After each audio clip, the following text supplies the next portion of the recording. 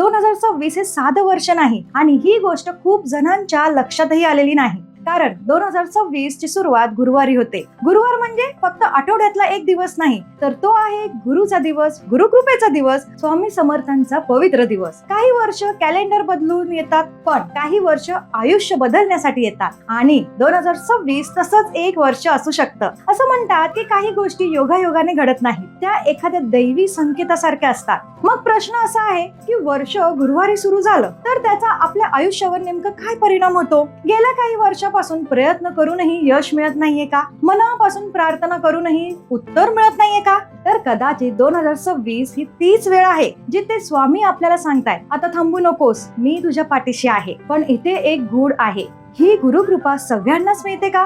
गुरुवारी सुरू होणारं वर्ष आपल्याकडून काय अपेक्षा करताय? कोणते संकल्प घेतले तर 2026 खरंच आयुष्याला योग्य वळण देऊ शकतं? या सगळ्या प्रश्नांची उत्तरं हवी असतील तर संपूर्ण व्हिडिओ नक्की बघा. व्हिडिओ बघायचा कसा? जर तुम्ही ही रील YouTube वर पाहत असाल तर लिंक डिस्क्रिप्शन मध्ये आहे, Instagram वर स्टोरी किंवा हायलाइट मध्ये आणि Facebook वर कमेंट मध्ये आहे. चला तर मग तिथेच भेटूया, कारण 2026 फक्त नवीन वर्ष नाही, तो स्वामींचा एक खास संकेत असू शकतो. श्री स्वामी समर्थ. जय जय स्वामी समर्थ.